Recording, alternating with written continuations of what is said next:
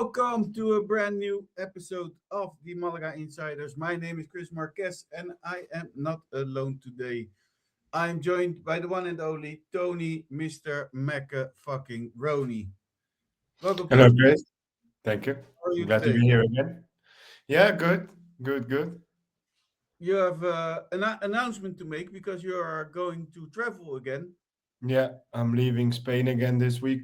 Well, next week, and I will go to Holland for a little bit for like 3 days, and then next week at the end of the week, I'll fly to Japan for a month, and I'll be there, yeah, for a month, staying at my friend's house. So, and after that, I go back to Holland, and then I'll probably come back at the end of summer back to Spain, Where in Japan are you going? Tokyo. Tokyo. Yeah, Tokyo. Arigato. So how's your Japanese? It's not really good. Oh, I can say for a few words, but it's not great. okay. So we don't do the episode in Japanese then. No. Okay. Um, let's start with the first thing we always do, and that's the review of the match of last Monday against Real Sociedad B.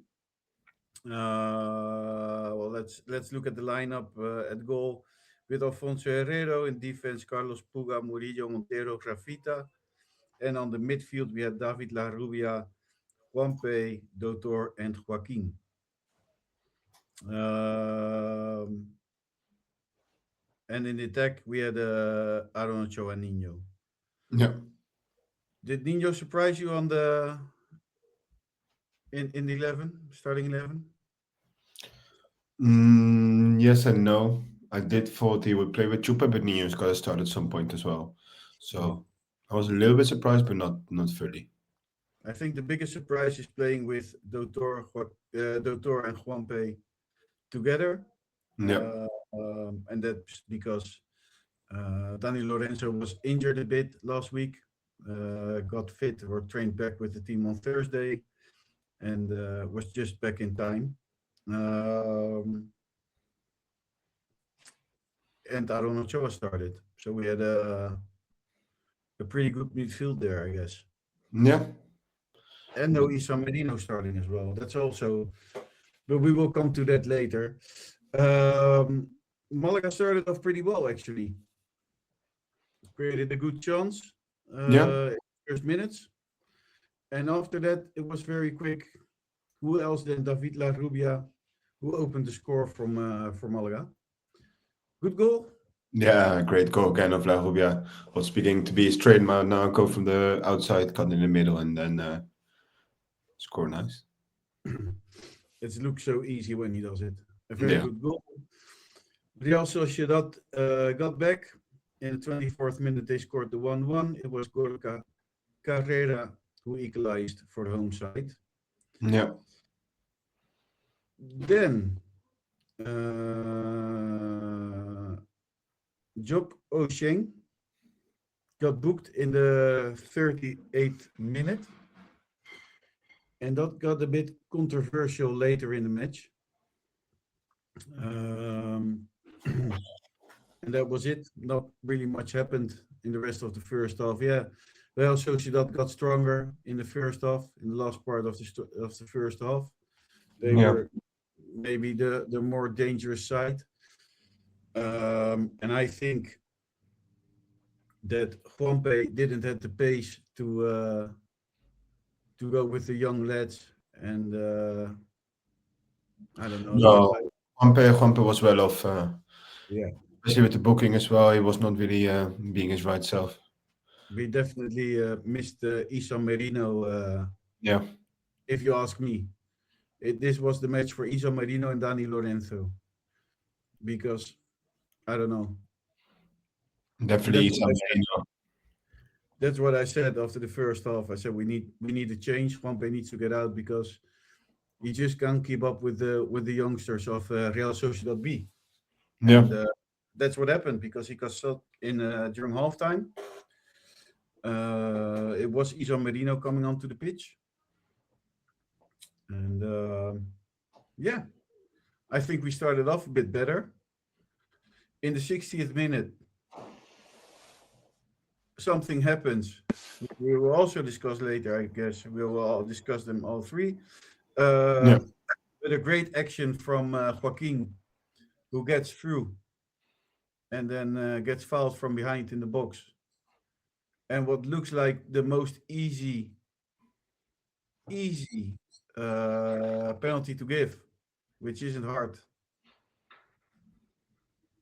doesn't end up being a penalty because the referee blows it away, and VAR was, I don't know what they were doing. Or I really. don't know. Yeah, we'll get probably into it later because, but it's a disgrace. Yeah.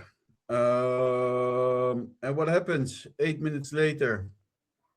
I don't know even how, but from a corner, it's Real Sociedad B, Ocheng, who heads it in into the left corner, and it's 2-1.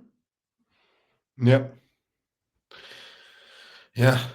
Alfonso was again another thing we need to discuss with the player blocking him. Crazy, isn't it? Yeah. Um, when you watch it back, you can. I watched it back a lot of times, and I think you can foul it for two simple reasons, and that's because he is blocking Alfonso Herrero. That's one reason. That should be the main reason. In his small area, and he's Alfonso Herrero is really blocking him his side and uh, holding him, so he has no time to respond in time. And the other thing is, and that's what I also think, that he's interfering in the gameplay. And Yeah. if he's interfering, you could also give offside. Yeah. Because he is But standing offside, clearly yeah, interfering with Alfonso. yeah. So uh, then you think you have seen it all, because then we go to the next moment of the match, and that is a challenge on Julian Lobete. Lobete get past there in the box. Yeah, Clearly get touched on his knee, but nothing. again, no penalty. VAR probably looked at it, said waved it away as well. And after 72 minutes, Malaga tried pushing a bit.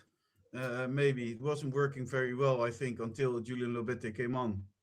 Mm, and Real Sociedad B, Gorka Gorosabel received his second yellow card. Yeah. It was a, I don't know. I mean, I know we have to go talk about football. Maybe the football wasn't good enough. Um, No, the football was not. It was not great. I don't think we particularly played bad, but it was not. It was not great. but again, um, I think this episode should be talking about how bad Malaga played, or how good, or how not so well.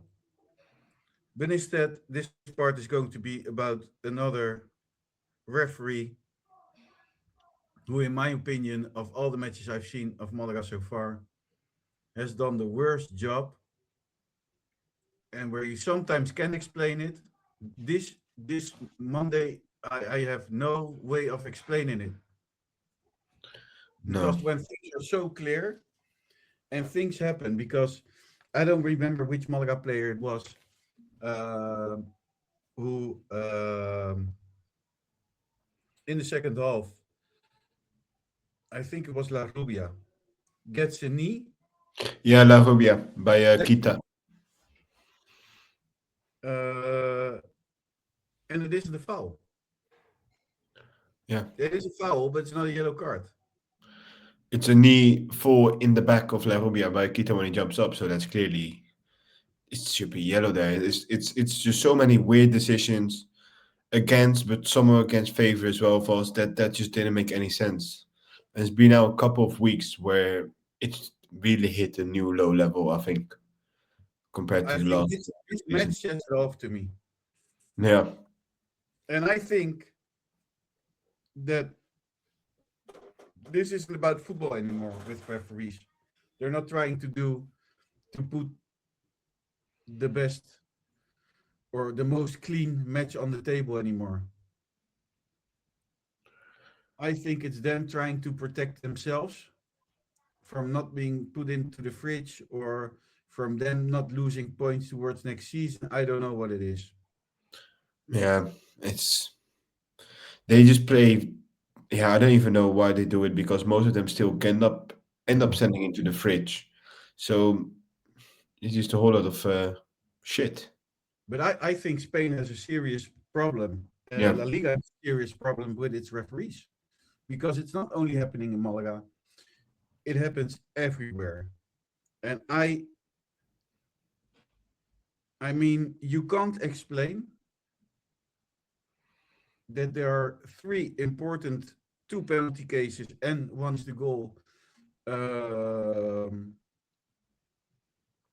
from Real Sociedad B. You can't. I mean, it's not explainable anymore how you don't see any of these and happening. it's so VAR. embarrassing by the first one with Joaquin. The VAR didn't even intervene.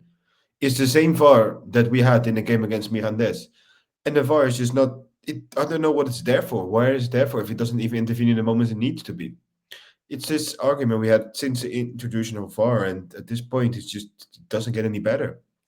It's I still think it's the it's same issues as before, but now it just takes a couple of minutes longer.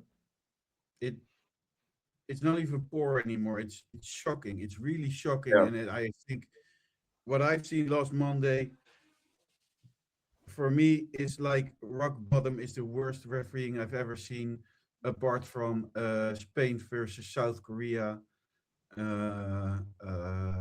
because it gives me that feeling. It gives me Yeah. that feeling, not because the ref is against Malaga or La Liga is against Malaga, because I don't believe any of that. I think No. that this referee system fails. I think that's where the problem is. There is something which is holding VAR back to interfere, and it's holding referees back to take a to try and take the right decision instead of waving things away very easily. Yeah. Yeah. The whole referee system is just keeping whole Spanish football down in a general. It's just not good for any team that tries to compete with the already difficult rules that La Liga poses with the financial situation. And then on top of that, you also add in all the shit refs that are from the top to the bottom. They're all shit. Yeah, And I and don't know where the problem is then. Like, because if I've the seen VAR is there, it's supposed to help and it doesn't do shit, no, then I think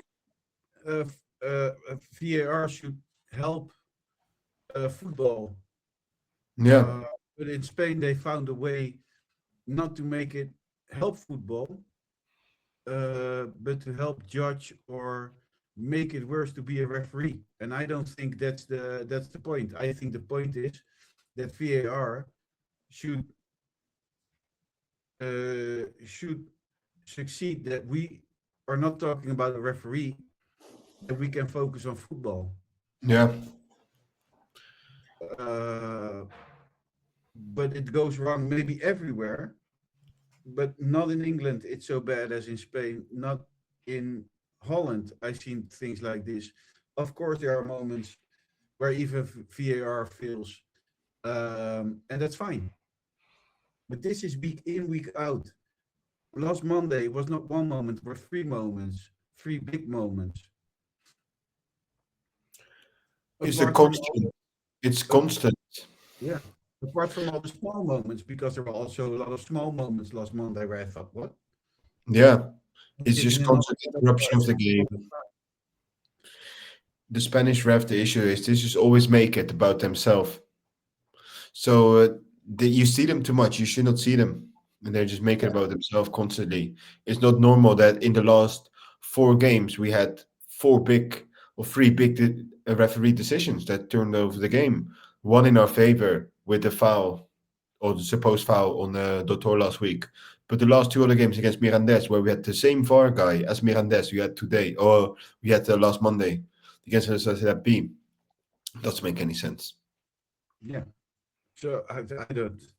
I have no No. words for it, and I want to say a lot about it, but I just I think every minute we talk about it, it's too much. But I also think that this week, after what we see on last Monday, we have to talk about it because it I don't know, it's what I took from the match, and I know it's starting to get boring to talk about VAR and referees, but this was incredible. There was Yeah. even a moment where Joaquin, I believe, went through, and a player of Real Sociedad gets in front of him, and Joaquin gets fouled. Yeah. But it's like with the red card of the Real Sociedad B player. He just goes there, blocks Alfonso. The ref goes straight away there, give him yellow, right? But Yeah, after that, he realizes he already got a yellow card. And then you see him all confused there for a second. He's like, oh no, should not have done that. yeah, because there were a few other moments where he could show the second yellow. There was Yeah. this foul on La Rubia, which was pretty harsh, and there was that moment with the knee in the back of La Rubia. Yeah. I don't know. No. It's They lose the pressure, they lose the grip of the games, and then they kind of just, I don't know what they think. They well, try to, of course, do their best, but I think if you do this, if you don't if you let it go by and wave it all away, you don't make mistakes or anything. no. You I don't know. You go invisible. It's like the rest with the VAR tool, they can't just make them feel more insecure and make them uh, indecisive about the decision. They should just like really think what they do, and then if they go wrong, the VAR should intervene. But they cannot be that the VAR just doesn't even intervene in the most logical cases, or that the VAR doesn't even get it right. After ref can obviously miss something because they're humans, but VAR should always intervene in the right way. Funes, in his press conference after the match, said, "If we have to talk about everything that happened during the match regarding the ref, we have to book a flight later this week." Sums it up pretty good, to be honest. Yeah, and it's a shame because I want to talk about how Malaga played, and Malaga played not very well. Um, when Dani Lorenzo came on, it changed a lot as well. The same as with Iso Merino, and that's when I saw during this match how good they are. Yeah. Yeah, you can see just the difference they bring to the squad when they got onto the pitch when Danilo Lorenzo is on. It changed that whole midfield because that midfield was not working in any way. Ocho, I didn't have a great game neither. I didn't like him too much. Totor was not too great neither. So I think those fresh legs come on of people with that much quality was definitely, you could see the improvement, and I was kind of like disappointed at the end because I really thought we was gonna score the 2-2. I had full confidence in the team. We didn't really play that bad, but it just didn't go I in. also, I also had the feeling that was coming. Yeah, Another player who disappointed me a bit was Adrian Nino. yeah, He went invisible throughout the yeah. whole match. But with Nino, at the end of the day, he is a striker though that maybe you don't really see in the game now, but he just needs one or two good chances to score, and he didn't really Yeah. have those. But for the rest, he, as long as he Also, scores his couple of goals a season. and he didn't get the ball much, but I think as a striker, if you don't get the ball, you have to go get the ball. Yeah, need to pick it up. And that's what he didn't do. And when Chupe came in, I saw Chupe picking the ball up. Yeah, Chupa came on pretty good. He had a couple of chances. He should have been a little bit more precise though, but he did not come on bad.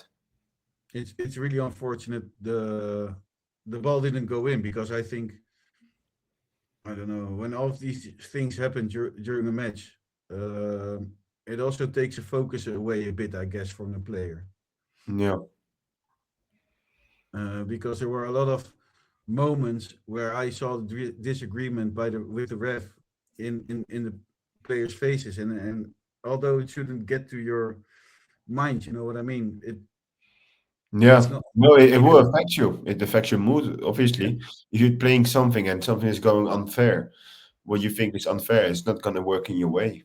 It can maybe No. help you a little bit of a motivation, but normally it will mess with your head a little bit. So I think that's one thing that happened. It's the second loss in a row in a away game. Yeah. Does that worry you? No, not yet, because both of them have been on Monday. No, not a lot of fans in the stadium. It was like only 2,000. I did think we played all right, even though we had like a kind of like a different 11 than normally. So I'm not worried yet. Not worried yet. No, Um, the only thing we can hope is that this team is not falling back in the not winning in away matches because no, Funes has something going on, has started off something, and little by little it seems that we're falling back into old habits, and that's one thing we don't want as no. well. I also think we were unlucky because we played without Einar the last two matches. So it's going to Yeah, be very interesting what comes up next weekend as we play at home, but also the week after against Granada. yeah. That's Going to be also two tough games that really would kind of define if we where we would play for. You win those two, and then you could play again up for it direct, and if not, hopefully at least try to maintain in the playoff position. That would be great. yeah a horrible result. Every time I think of the match, I get angry again. Not because the way Malaga plays, because there's some good and some bad days. But I think that you have at least 50% chance to win this match if you have a referee that does his job well, that Yeah, doesn't make it be about him. And I can only hope that not only after the Malaga match, also during the Cultural match, also after the Mirandes match, also after any other match in Segunda División or Primera División, that after all those matches, Spain will La Liga or the RFF, who are responsible for the refs, we can only hope that they will change something that they will see the problem, because there is a yeah, problem, a serious problem. And it's not only happening in Malaga, so it's not something against Malaga.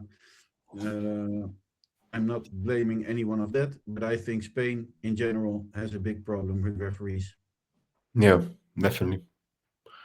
and also VAR, because I mean, that the ref doesn't see something that can happen because everything happens in a split second, Yeah, and you can miss, of course, something. But when VAR, who has a bit of time to check images twice or three times, and don't, for example, the first one, they call it a foul from a book, from the book, falta de libro. yeah, And it's, I mean, you can't miss those things. So let's hope La Liga will do something about it. yeah, Um, let's forget about last Friday and go into the news bit. And that starts with Malaga will file an official complaint against the referee performance of the match against Real Sociedad last Monday. I think it's good. It won't help anything, but no, it's the least even you can worse. do. I don't know. I think it's the least you can do. Yeah. And I think this works better than sending out comunicado oficial. Oh yeah, 100%. I mean, at least your file and complain and sending out official statement. on your Twitter account doesn't do much. No. Then some strange news. Jose Maria Munoz, the financial administrator, has reached out to all the coaches of the Malaga youth teams to remind them that they are not employees of Malaga CF, but of the Fundación de Malaga. And if they pronounce themselves as employees of Malaga CF, the club will take serious measures. This happened after some incident recently happened at the club, and he wants to have a clear line what is Malaga CF and what is the Fundación, who work as a separate club with links to Malaga. Of course, it is the Malaga Academy, uh, but it's two different things. One is the Fundación, and the other one is Malaga CF. Strange. I don't know. I don't know what to think of it. I don't know what happened, so it's No. hard to. Yeah. I mean, are you going to say? I mean, are you? I mean, they play with the Malaga shirts and everything, but it's two separate clubs. The Fundación has their own small club, like Atletico Binomial, with their own president and their whole infrastructure, and Malaga CF has a different one. At the Yeah. end of the day, it's the Malaga Youth Academy. I don't know what happened, but if I was Jose Maria Munoz, I wouldn't take it everything that serious. But I No. don't know because as we didn't know what happened, it's hard to judge. Then today also something nice happened because there was a press conference about the extension of Ochoa Maloney his contract. Aaron spoke to the press, and when they asked him if there was a possibility that he would play for Spain, and this is what our Irish listeners would like are going to like. He replied, "My mother is very happy and very proud that I play with Ireland, and I'm thinking of being in the squad list in the next squad list and help the national team of Ireland under 21." And Spain has called him,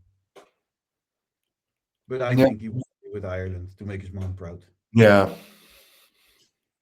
And I think if your name is Ochoa Maloney, I think you should play for Ireland. And then he asked him, "What is his favorite position?" You know what he said? Do you know what his favorite position is? Yeah, I know it. I saw the interview this afternoon. He doesn't have one. But what he does likes is when his team has the ball. Yeah, I That's mean, you when can he's see at that in his his best. style. That's his best position when the team has the ball. That's always good. And when they asked him, and this is a tricky one. Where do you see yourself in 2029? And he replied to that, didn't say Malaga. He said, "I'm seeing myself being a better player than I am at this moment. I want to show on the pitch that the level. I want to show on the pitch the level that I can have," which is pretty good, I guess. Yeah, hopefully he can show us until 2029 and hopefully beyond as well what his capabilities are because he's great so far and in all the last weeks he made so many big steps now forward that at the start of the season he was not playing that much, maybe with his injury and a little bit with everything, but now yeah, I'm very happy with him and his performances. And always after the player has said his words, it's up to the man who makes it all possible. And in this case, it's Loren Juarez, the sports director of Malaga Club de Football. And he had some words with from where I thought, that's strange, because he said the principles which with which I arrived here are being fulfilled. First, we return Malaga to professional football.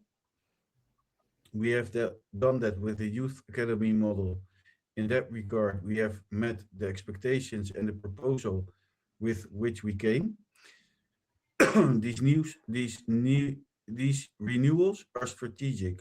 There are situations where renewals are for future players. Those spots have to be occupied by them.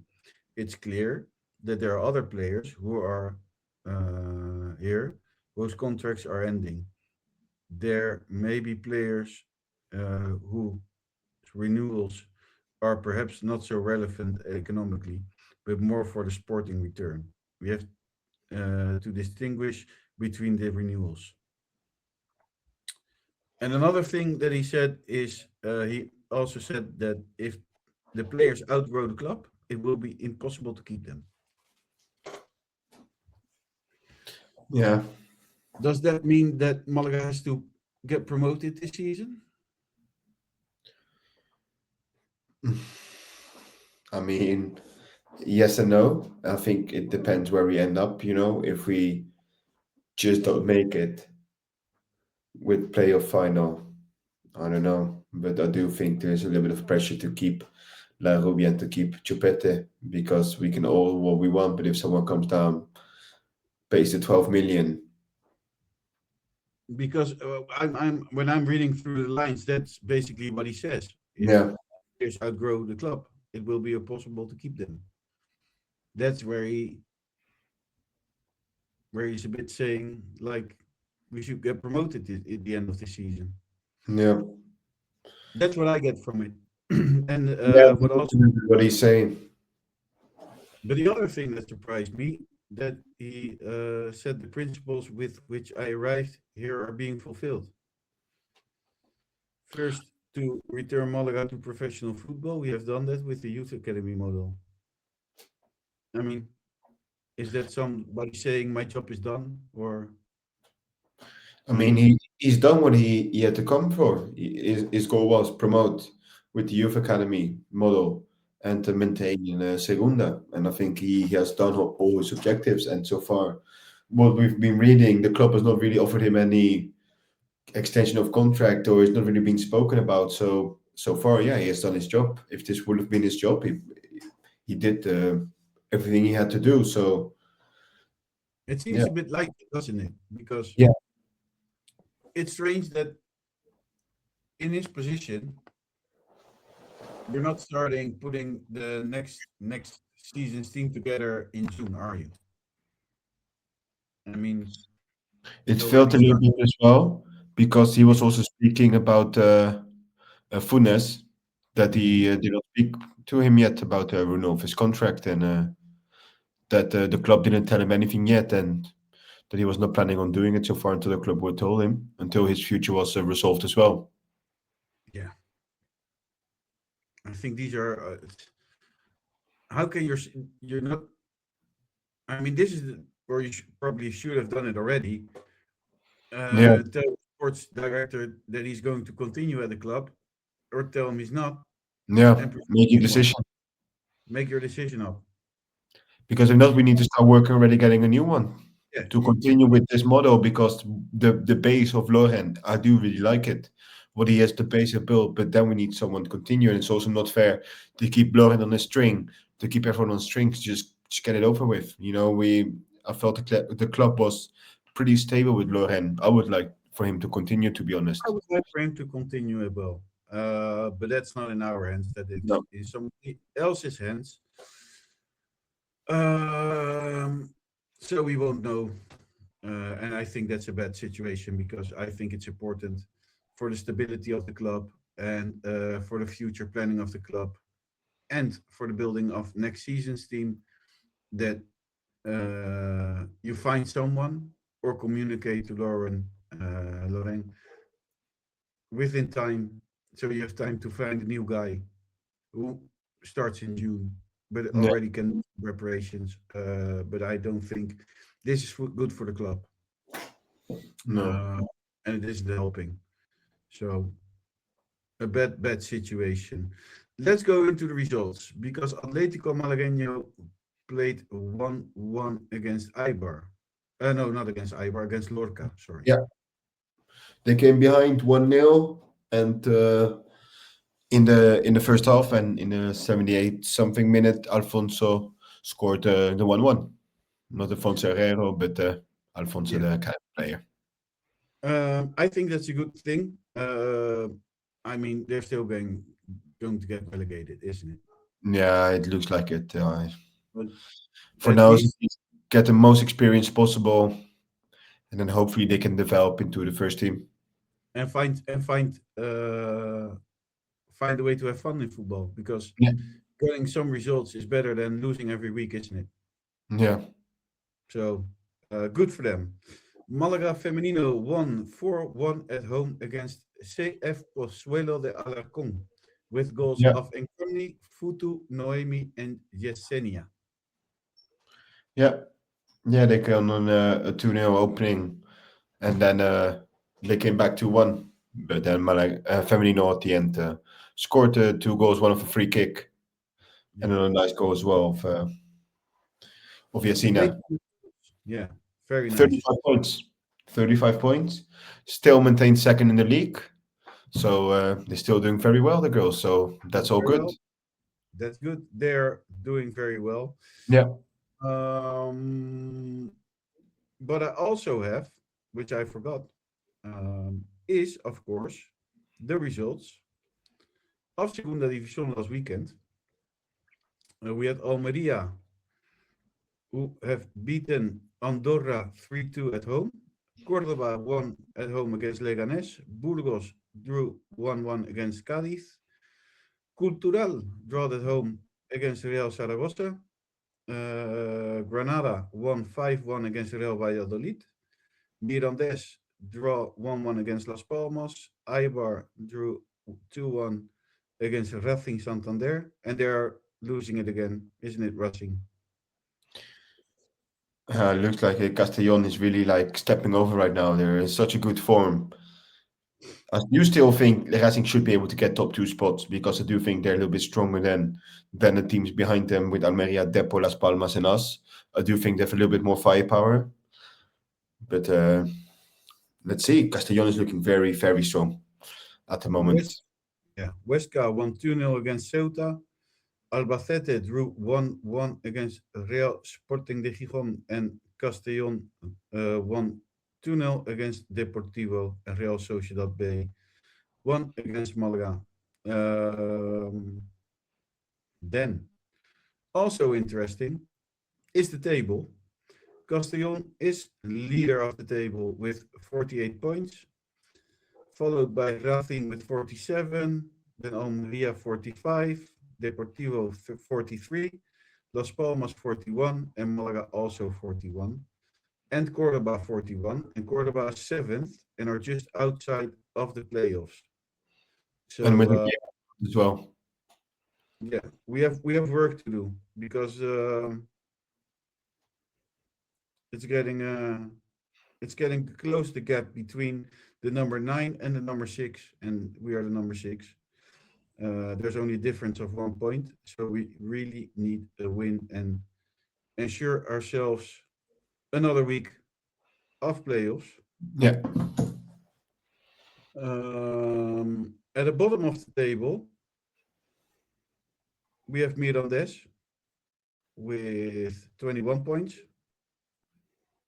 Real Zaragoza with 24, Cultural with 26, and Real Valladolid with 28. Yeah.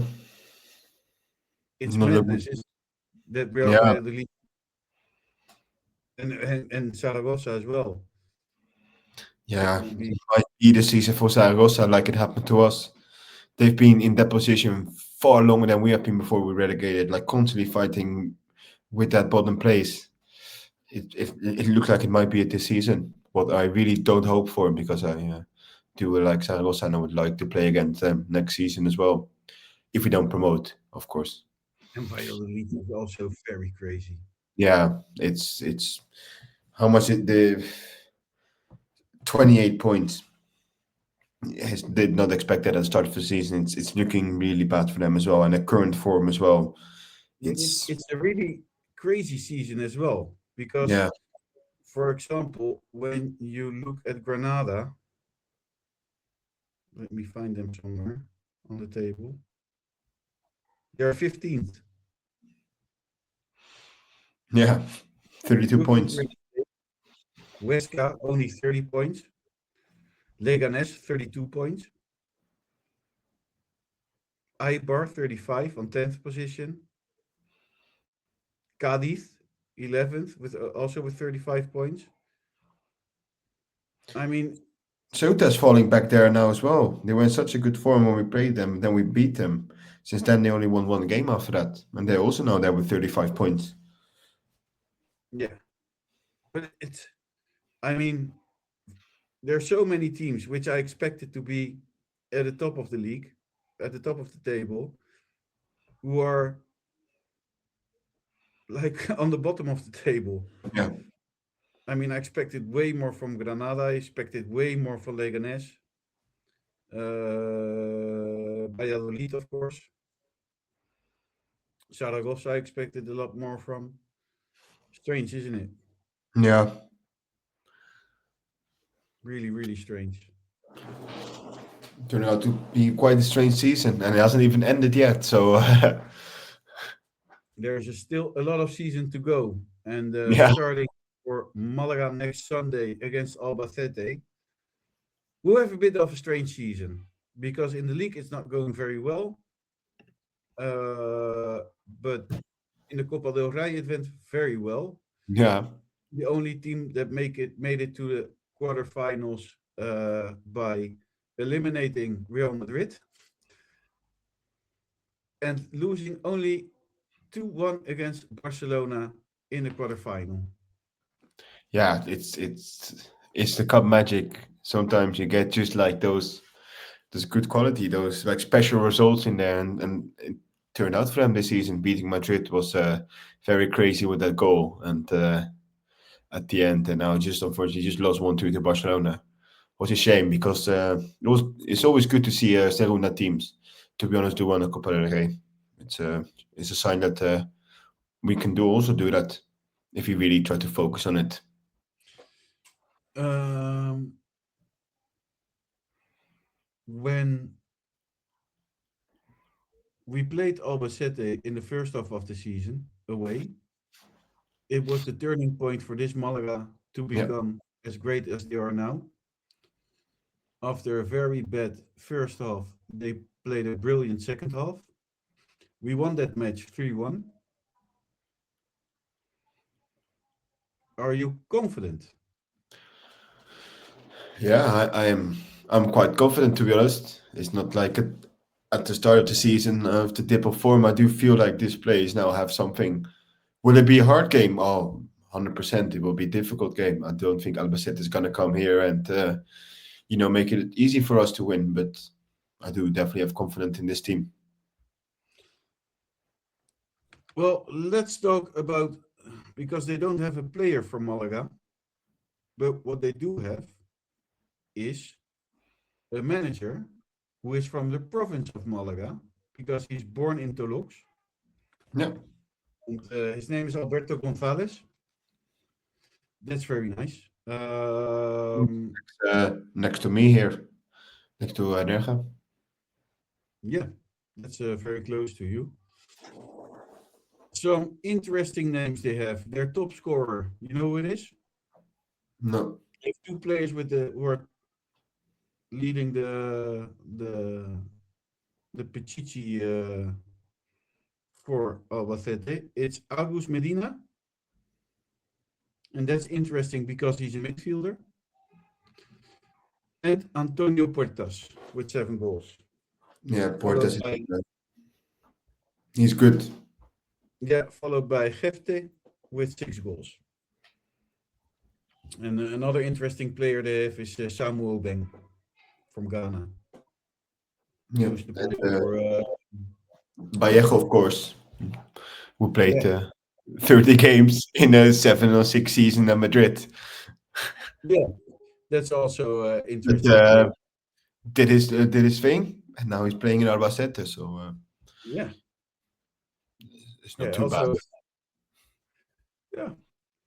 yeah, played 19 matches for them. He has no goals for Vallejo so far, Yeah.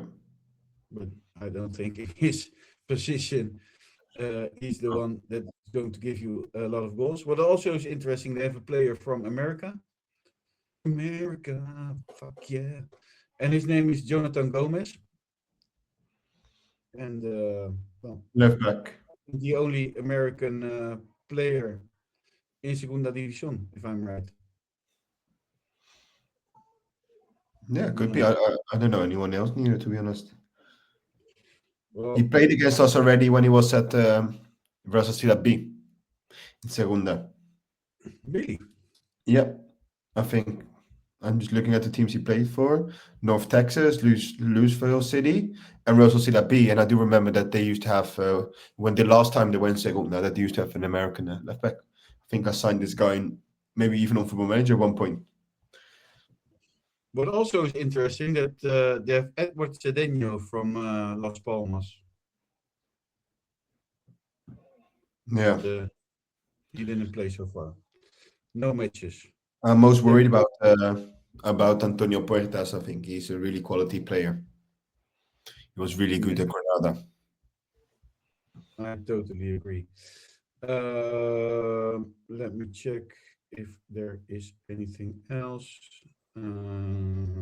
interesting to tell about them. They have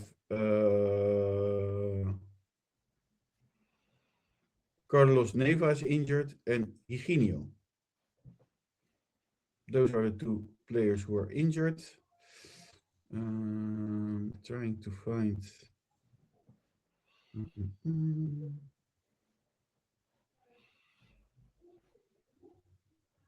I can't find it. What should Malaga do in this match? I think two strikers, because Albacete play five in the back. I would play Chupe, even though Nino's not been great. Maybe even try Jauregui with Chupe up front. I don't know what Gaudi. And if not, then just Chupe. And I would, to be honest, even though Ochoa didn't have a great game, I would like to see him again if Daniel Lorenzo is not fit enough to start. But Isan Marino should definitely play again. I would like to see Dani Rodento, Isan Merino, Dotor Yeah. on the midfield. And I would play with Chupe and Joaquin because Joaquin was the most dangerous man on the pitch for He's Malaga getting last day. better and better now again. He's It's really just playing well the couple of last games. it's just that bit of luck in front of the goal, Yeah. which will come eventually. Um, Albacete comes from the last five. They won, lost, and a draw in the last match. Yeah. Not bad, is it? No. No, draw Uh, against Sporting, lost against Barcelona, only won two. The 3rd of February, lost against Deportivo 2-1.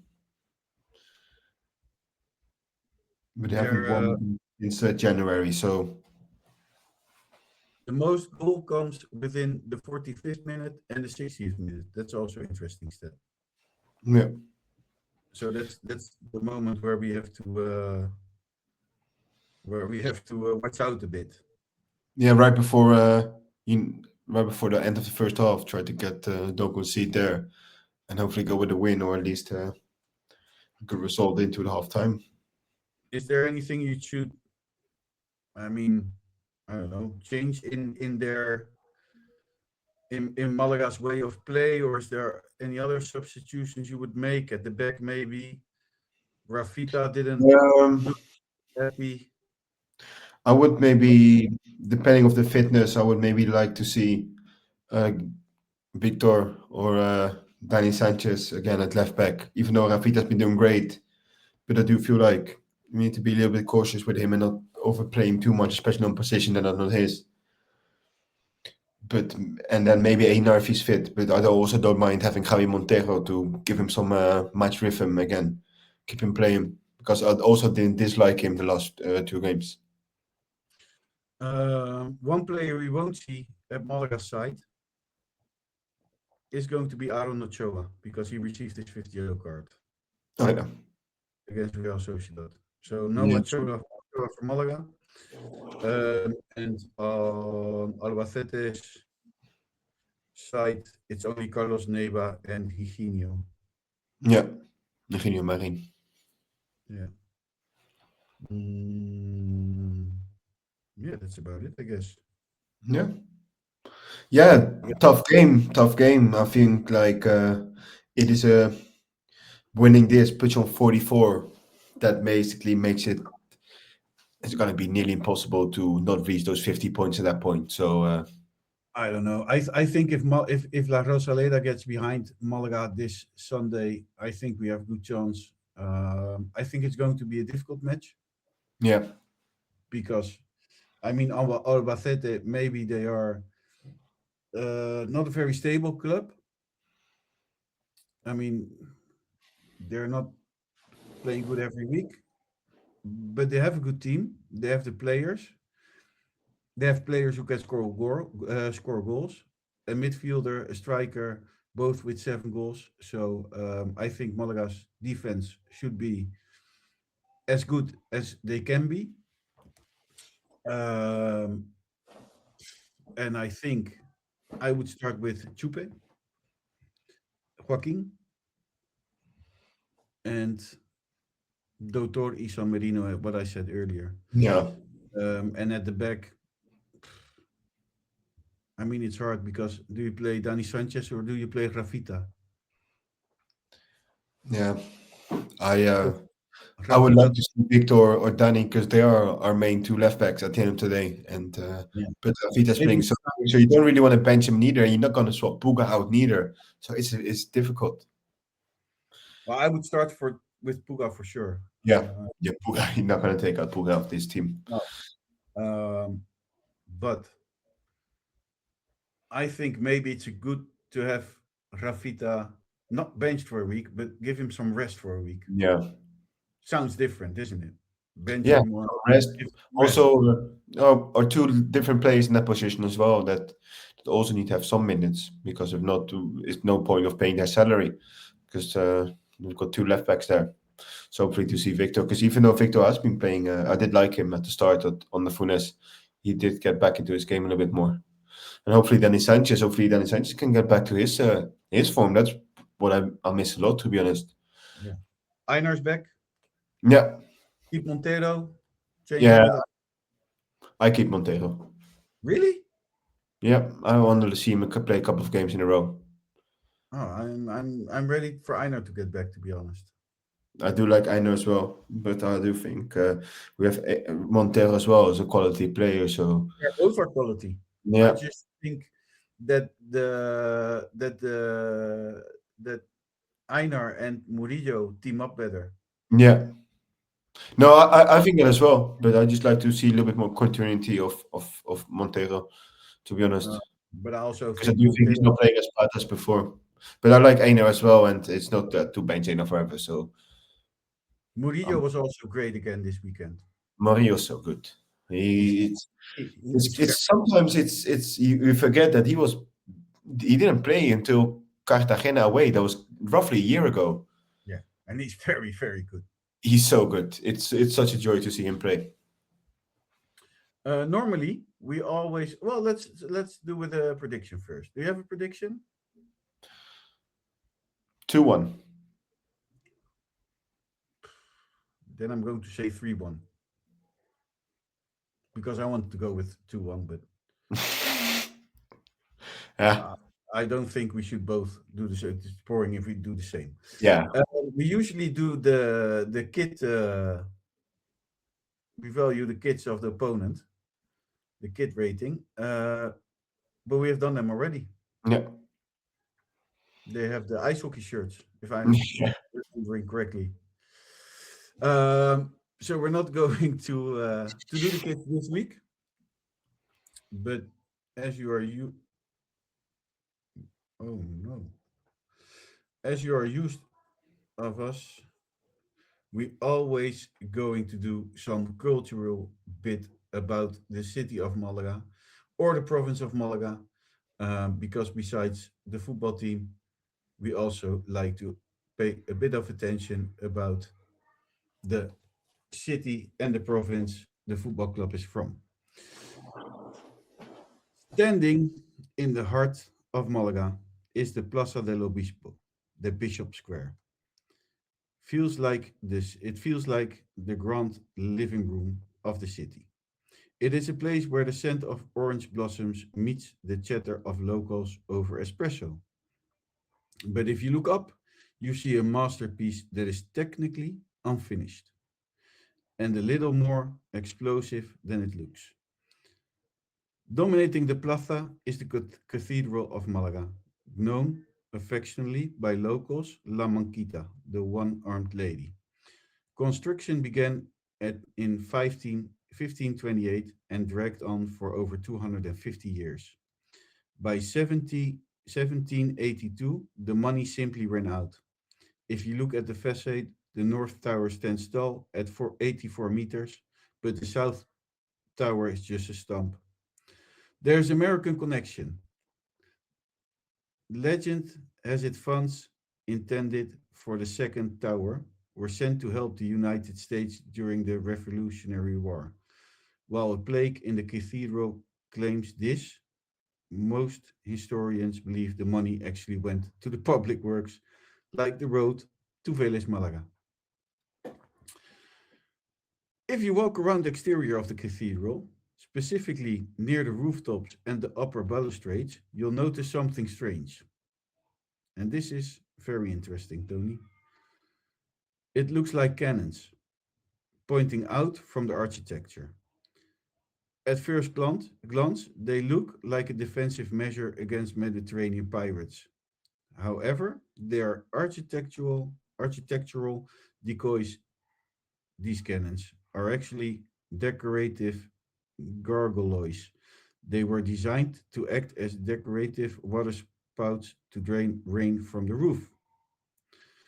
They were shaped like cannons to intimidate potential invaders from the sea, because back in the days when it was designed, there were still pirates.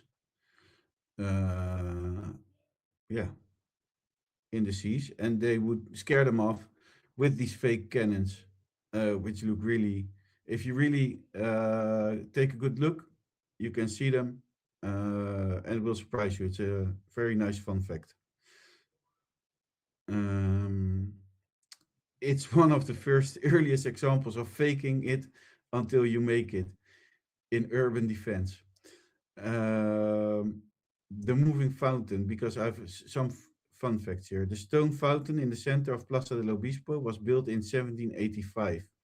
It wasn't always there for aesthetics, it was the primary source of fresh water for the neighborhood for centuries. The Pink Palace, the bright salmon colored building facing the cathedral, is the Episcopal Episcopal Palace. Its Baroque doorway is considered one of the most beautiful in Spain. Through, though many tourists walk right past it while staring at the cathedral's tower. Um, a giant puzzle. Because construction lasted so long, the cathedral stylistic is a stylistic salad. The bottom is Gothic, the middle is Renaissance, and the top and the facade is pure Baroque. Today, the Plaza del Obispo is the perfect spot to sit and realize that Malaga's beauty lies in its imperfections, whether it's a missing tower or cannons that only shoot rainwater. The cathedral reminds us that even unfinished stories can be legendary. That's it. The Cathedral of Malaga is great. I last time I went there was I think maybe 2018, 19. I went there with school and walking on like the roof part of it. It's so beautiful. And I was just looking for the picture of the cannons because I didn't really remember. But yeah, it's quite If you're listening to the podcast, look it up. A yeah. friend of mine told it to me. I think most people don't even notice or don't know, but when you look up, you Yeah, see. I didn't remember it, and I just looked up the picture, and it's quite good. It's quite look like cannons. Is there any other interesting stuff? Yes.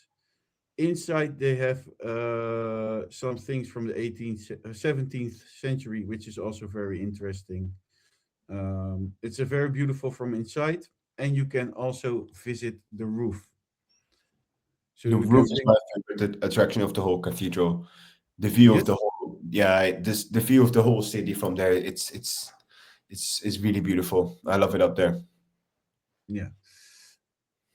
There's also a lot of rooftop bars from which you have a very beautiful overview on the cathedral. There's one next to the cathedral, which I always forget the name. It's a hotel. It's called Hotel Palacio or something like that.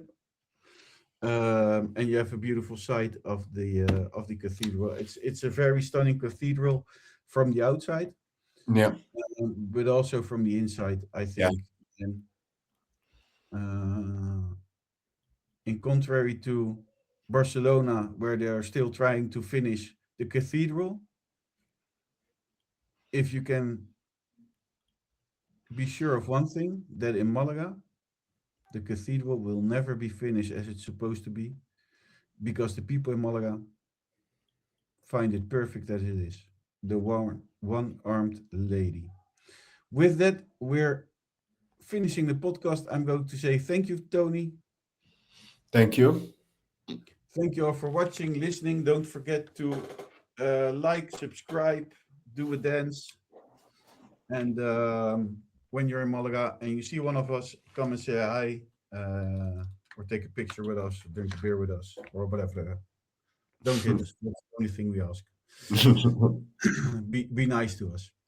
Um, my name is Chris Marquez. Thank you all for listening, and a big fat vamos Malaga.